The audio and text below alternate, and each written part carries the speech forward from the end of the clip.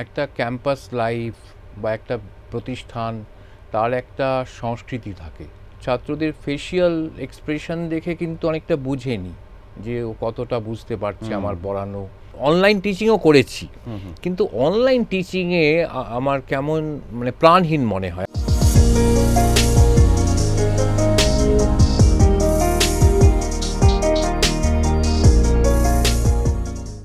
উন্নত থেকে উন্নততর হচ্ছে প্রযুক্তি।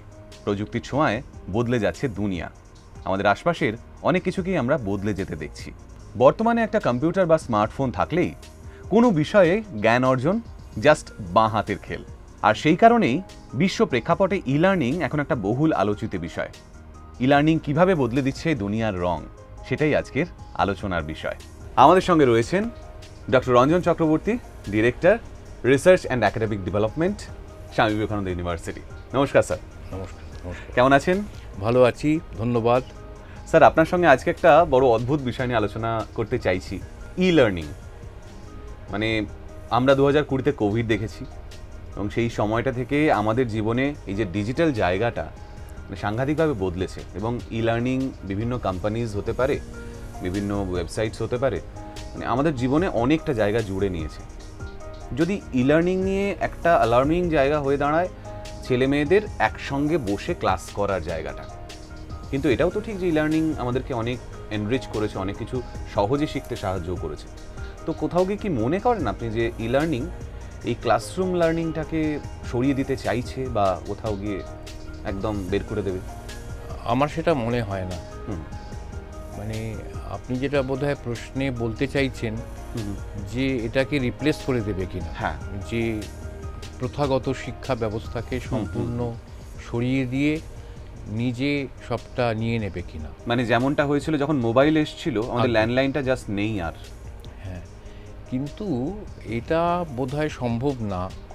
তার কারণ একটা ক্যাম্পাস লাইফ বা একটা প্রতিষ্ঠান, তার একটা সংস্কৃতি থাকে, তার একটা প্রতিদিনের জীবনযাত্রা থাকে। যেমন পরিবারের মধ্যে মানুষ অনেক কিছু শেখে, সেটা কিন্তু ই লার্নিংয়ে সম্ভব না। মানে আমি বলছি যেটা আপনার নৈতিক শিক্ষা বা একটা কমিউনিটি লাইফ বা পরস্পরের সঙ্গে আদান প্রদান, সেইখানে ই লার্নিংয়ের কতগুলো সীমাবদ্ধতা আছে বলে আমার মনে হয়। তো এটা পরিপূরক হবে। এটা খুব ভালো যে কোভিডের সময় আমরা একটা সুযোগ পেয়েছিলাম, আমরা এটাকে এক্সপ্লোর করে দেখেছি এবং দেখতে পাচ্ছি যে এর কতগুলো সুবিধের জায়গা আছে, বেনিফিটের জায়গা আছে। আর সারা পৃথিবীতেই তো এখন একটা প্রযুক্তিগত পরিবর্তন চলছে এবং আপনার কাছে যদি একটা স্মার্টফোন থাকে আর একটা ইন্টারনেট কানেক্টিভিটি থাকে, আপনি যে কোনো বিষয়ের ওপরেই খানিকটা জ্ঞান লাভ করে ফেলতে পারবেন খুব সহজে। কিন্তু তার মানে এই নয় যে প্রথাগত শিক্ষা সম্পূর্ণ বিলুপ্ত হয়ে আমরা ভবিষ্যতে ই লার্নিংয়েই চলে যেতে পারবো। আমি এটা মনে করছি না, অনেকগুলো কারণে। প্রথম কথা হচ্ছে যে দেখুন, ই লার্নিংয়ের কতগুলো অসুবিধে আছে, মানে একেবারে প্র্যাকটিক্যাল অসুবিধে। আপনি কিন্তু ফিডব্যাক মানে ইন্টারঅ্যাকশন করতে পারছেন না, তাৎক্ষণিক ইন্টারঅ্যাকশন। ধরুন আমরা যে ক্লাসে পড়াশুনো করি, প্রফেসর তিনি বক্তৃতা দিলেন একটা বিষয়ের উপরে, আমার কোনো জায়গায় খটকা লাগলে আমি সঙ্গে সঙ্গে তাকে থামিয়ে দিয়ে প্রশ্ন করতে পারছি এবং তারপরে ক্লাসের পরে আলোচনা করতে পারছি, আমার সহপাঠীদের সাথে আলোচনা করতে পারছি। আর একটা মানে কি বলবো, ফিজিক্যাল প্রেজেন্সের অন্যরকম মূল্য আছে। আমরা যখন ছাত্রদের পড়াই, ছাত্রদের ফেসিয়াল এক্সপ্রেশন দেখে কিন্তু অনেকটা বুঝে নিই যে ও কতটা বুঝতে পারছে আমার পড়ানো। তো এইগুলো তো ই লার্নিংয়ে আপনি পাবেন না। তো এই বিষয়ে যদি আরও আপনি প্রশ্ন করেন, স্পেসিফিক কোয়েশ্চেন করেন, তাহলে আবার জবাব দেব। মানে আমি যদি জিজ্ঞেস করি যে কোনো জিনিসেরই যখন আসে তার একটা প্রো থাকে, একটা মানে প্রোজ থাকে, কিছু কনস থাকে। তো আমরা এই ধনাত্মক এবং ঋণাত্মক দিকগুলো যদি একটুখানি মানে আলোচনা করতে পারি, মানে সুবিধে এবং অসুবিধা। একদম। সুবিধে তো অনেক, আমি বলছি যে এটা একটা ইটস আ নিউ ওয়ার্ল্ড, নতুন পৃথিবী। মানে ইন্টারনেট রিসোর্সেস, সেটা একটা নতুন পৃথিবী এবং এটা আমাদের কাছে অনেক কিছুর দরজা খুলে দিয়েছে। ধরুন মানে স্মার্ট ক্লাসরুম, সত্যিকারের স্মার্ট ক্লাসরুম, স্মার্ট বোর্ড, তার ব্যবহার কিন্তু আমরা এখনো সম্পূর্ণভাবে করে উঠতে পারিনি। যেমন আমাদের বিশ্ববিদ্যালয়, স্বামী বিবেকানন্দ বিশ্ববিদ্যালয়ের সব ক্লাসরুমই কিন্তু স্মার্ট বোর্ড এনাবেলড। আচ্ছা, এখন আপনি যদি এমনি মানে অফলাইন লেকচার দিচ্ছেন, ক্লাসে ছেলেমেয়েরা বসে আছে, আপনি স্মার্ট বোর্ডটাকে যদি ব্যবহার করতে চান একদম সম্পূর্ণভাবে, আপনি ধরুন একটা বিষয় পড়াচ্ছেন, মনে করুন আপনি ফ্রেঞ্চ রেভলিউশন পড়াচ্ছেন, তো ফ্রেঞ্চ রেভলিউশন পড়ানোর সময় আপনি আমেরিকান রেভলিউশনের কথা বলছেন, কারণ প্রায় সমসাময়িক ঘটনা, এবং আপনি রুশোর লেখার কথা বলছেন, আবার আমেরিকার ক্ষেত্রে আমেরিকানরা উৎসাহিত হয়েছিল টমাস পেনের লেখার দ্বারা, কমন সেন্স বলে একটা রচনার দ্বারা। তো smart board can take you to the internet. আপনি ক্লাসের মধ্যেই আপনি টম পেনের কমন সেন্স নিয়ে একটা ভিডিও দেখালেন, তার একটা অন্যরকম ইম্প্যাক্ট আছে। কিন্তু আপনি যদি মনে করেন যে অফলাইন এডুকেশনটাই বন্ধ হয়ে যাবে, মানে এই যে প্রেসিডেন্সি কলেজ, এখন প্রেসিডেন্সি বিশ্ববিদ্যালয়, সেই বাড়িটা মানে একেবারে শূন্য হয়ে যাবে, সবই মানে ডিজিটাল এডুকেশনের মধ্য দিয়ে আমরা শিখে নেব, সেটা বোধহয় সম্ভব না। ধরুন পুরনো যে বিশ্ববিদ্যালয়গুলো আছে পৃথিবীতে, অক্সফোর্ড, কেমব্রিজ বা হার্ভার্ড, তার একটা ক্যাম্পাস লাইফ থাকে। সেই ক্যাম্পাস লাইফের মধ্যে বেড়ে ওঠা, শিক্ষা লাভ করা, সেটা তার কিন্তু একটা অন্য তাৎপর্য আছে, সেটা আপনার ওপরে, আপনার ব্যক্তিত্বের ওপরে একটা প্রভাব বিস্তার করবে। নিশ্চয়ই। রবীন্দ্রনাথ ঠাকুরের একটা বিখ্যাত বই, ওর যে আত্মচরিত, জীবন স্মৃতি, তাতে উনি লিখেছেন যে স্মৃতির পটে জীবনের ছবি কে আঁকিয়া যায় জানি না, কিন্তু যেই আঁকুক সে ছবিই আঁকে। এইটা ঘটবে না। আমি বলছি, যদি শুধু ডিজিটাল লার্নিং করি, বাড়িতে বসে শুধু অনলাইন ক্লাস করলাম, আমিও পড়ালাম, ছাত্ররা ক্লাস পড়লো, তাতে কিন্তু ওই যে মানুষের ব্যক্তিত্বের বিকাশ, সেটা হওয়ার মধ্যে কোথায় যেন একটা অসুবিধে আছে। অনেকে বলেন যে এটা খুব রিচ, কিন্তু এটার মধ্যে একটা ডিহিউম্যানাইজেশনও আছে, একটা ডিহিউম্যানাইজেশনের বীজ লুকিয়ে আছে সম্ভবত। তবে এর অনেক সুবিধের দিক আছে। প্রথম কথা হচ্ছে, ধরুন যারা চাকরি করে তাদের জন্য এই ডিজিটাল লার্নিং, অনলাইন এডুকেশন, সেটা খুবই ভালো। কোনো ডিপ্লোমা কোর্স বা ধরুন ওই যে কেরিয়ার বিল্ডিংয়ের জন্য professional courses, add on course, value added course, এগুলোর জন্য এটা খুব ভালো। কিন্তু আমি বলছি যে আপনার যে এই ধরনের বিষয়, মনে করুন মেডিকেল সায়েন্স, আপনি ডাক্তারি পড়ছেন, সেটা এই ডিজিটালি কতটা শেখা যাবে, আমার কিন্তু ঘোরতর সন্দেহ আছে। আমি বলছি যে প্র্যাকটিক্যালিটির দিক থেকে, প্র্যাকটিক্যাল যেখানে ইনভলভ, ল্যাবরেটরি বেস সাবজেক্ট, সেগুলোতে কিন্তু সমস্যা হতে পারে। এবং এখানে কনসেপচুয়াল এডুকেশন, কনসেপচুয়াল বিষয়গুলো আমরা খুব ভালো করে পড়াতে পারবো। কিন্তু যেখানে আপনি যেটা বললেন যে প্র্যাকটিক্যালের ব্যাপার আছে, ফিল্ড ট্রিপ করতে হবে, মনে করুন আর্কিওলজিস্ট, তাদের ইন্টার্নশিপস, সেইগুলোতে কিন্তু কিছু কিছু সমস্যা আছে। আর এই যে মানে ফিডব্যাকটা ডিজিটাল এডুকেশনে কিন্তু নেওয়া যায়, কিন্তু তাৎক্ষণিক নেওয়া যায় না। আর আমার মনে হয় এই ব্যবস্থাটা যারা খুব ভালো ছাত্র, প্রতিভা সম্পন্ন ছাত্র, তাদের জন্য বোধহয় খানিকটা অনুপযুক্ত। কারণ খুব ভালো ছাত্ররা, তারা তো ডিজিটাল রিসোর্সেস ব্যবহার করবে, অনলাইন রিসোর্সেস ব্যবহার করবে। এখন আমরা সব বই প্রায় অনলাইন পড়তে পারি। একটা প্রজেক্ট গুটেনবার্গ বলে একটা প্রজেক্ট আছে, এরকম আরও অনেক প্রজেক্ট আছে, তাতে কিন্তু খুব ভালো উন্নত মানের ডিজিটাল আর্কাইভস তৈরি হয়েছে। আমরা যেমন আমাদের বিশ্ববিদ্যালয়ে, স্বামী বিবেকানন্দ বিশ্ববিদ্যালয়, এই ডিজিটাল রিপোজিটরি তৈরি করছি। আচ্ছা, তো আমি বলছি ভালো ছাত্ররা তারা তো এগুলো ব্যবহার করবেই, কিন্তু যেখানে প্র্যাকটিক্যাল জ্ঞানের প্রয়োজন, সেখানে বোধহয় ভালো ছাত্ররা খানিকটা মার খেয়ে যাবে যদি আমরা সম্পূর্ণভাবে ডিজিটাল এডুকেশনে সুইচ ওভার করে যাই। এটা আমার ব্যক্তিগত মত। হ্যাঁ, এবং ক্লাসরুমে স্যার যে কথাটা আপনিই বলছিলেন, যে ক্লাসরুমে আসা, একজন স্যারের সামনাসামনি হওয়া, কোয়ারিজ নিয়ে, হয়তো আমি অনলাইনে কাউকে যদি একটা প্রশ্ন করতে চাই, একটা প্রশ্ন করার পর আমার নিজের অসুবিধা হবে যে মানুষটা বোঝালে আবার একটা প্রশ্ন করব। সামনাসামনি হইলে হয়তো 10 মিনিটে অনেকগুলো কথা আলোচনা করে নেওয়া যায়।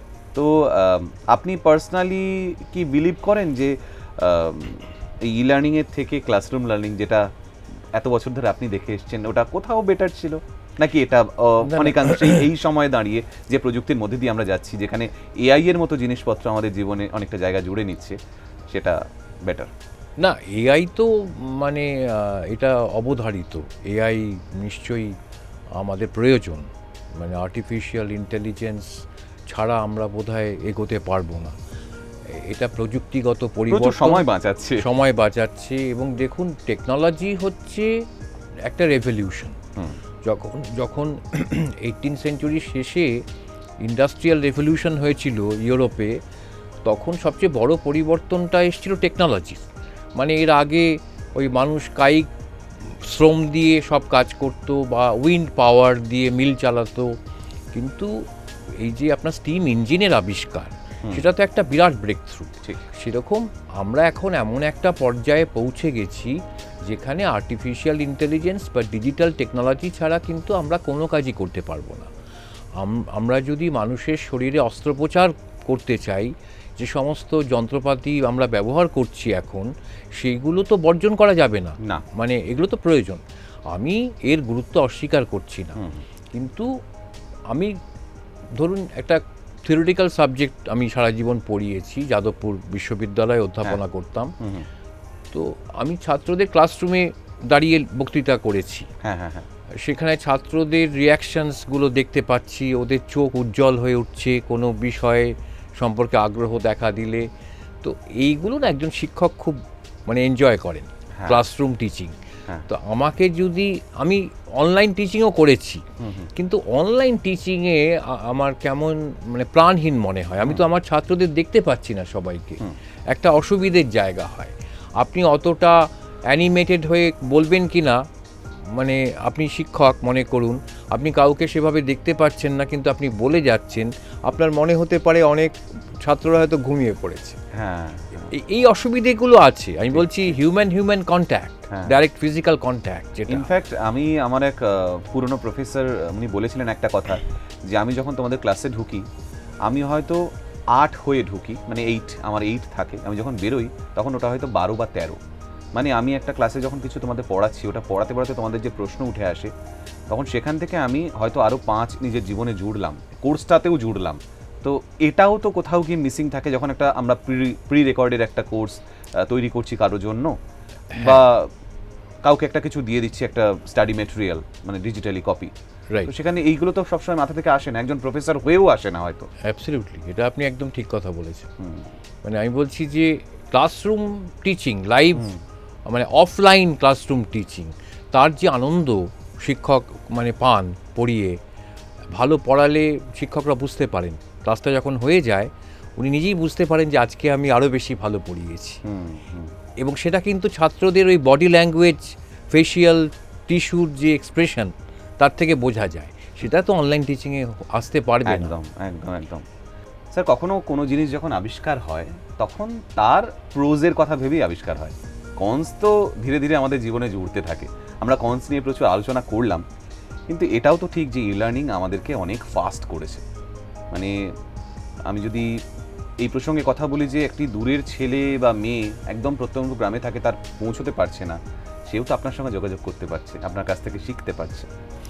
এটাই তো ই লার্নিংয়ের বা ডিজিটাল লার্নিংয়ের সবচেয়ে বড় সুফল।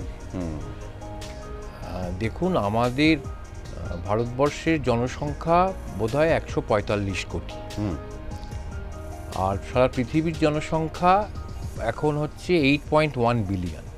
এবং ভারতের মতো দেশে আমার মনে হয় ই লার্নিংয়ের তাৎপর্য এবং তার উপযোগিতা সবচেয়ে বেশি। কারণ আমাদের যে শিক্ষা প্রতিষ্ঠানগুলো আছে, বিশেষ করে মহাবিদ্যালয়গুলো, কলেজ এবং ইউনিভার্সিটি, তার সংখ্যা কিন্তু যথেষ্ট নয় আমাদের জনসংখ্যার তুলনায়। তো এই সমস্যা দূর করতে পারে একমাত্র অনলাইন ডিজিটাল এডুকেশন। আর ধরুন, আগে আমরা কোনো ভালো বিজ্ঞানীর নাম শুনেছি, খুব প্রথিতযশা অধ্যাপকের নাম শুনেছি, কিন্তু তার বক্তৃতা কখনো শুনিনি। দেরিদা কলকাতায় এসেছিলেন, মানে বেশ কয়েক দশক আগে মনে আছে আমরা রবীন্দ্র সদনের দেরিদাকে শুনতে গেছিলাম। আচ্ছা। তো এখন দেরিদার মতো স্টেচারের অধ্যাপকের বক্তৃতা শোনার কোনো অসুবিধে নেই। আমি ইউটিউব সার্চ করতে পারি, আমি রেকর্ডের কোনো বক্তৃতা খুঁজে বার করতে পারি এবং নিজে শুনতে পারি, এবং সমস্ত বিষয়ের যারা বিশেষজ্ঞ তারা সকলেই এই ডিজিটাল প্ল্যাটফর্মে কিছু না কিছু রেকর্ড করেছেন। ধরুন ইউজিসি যে স্বয়ং প্ল্যাটফর্ম তৈরি করেছে তাতে মুক কোর্সেস বলছে, মুক MOOC, ওই ম্যাসিভ অনলাইন এডুকেশন কোর্সেস। তো সেই মুক কোর্সে তারা বিশিষ্ট অধ্যাপকদের দিয়ে বিভিন্ন বিষয়ের বক্তৃতা রেকর্ড করছে এবং সেটা কিন্তু ছাত্ররা সেই কোর্স নিতে পারে। তারা এই পুরো কোর্সটাই হচ্ছে অনলাইন।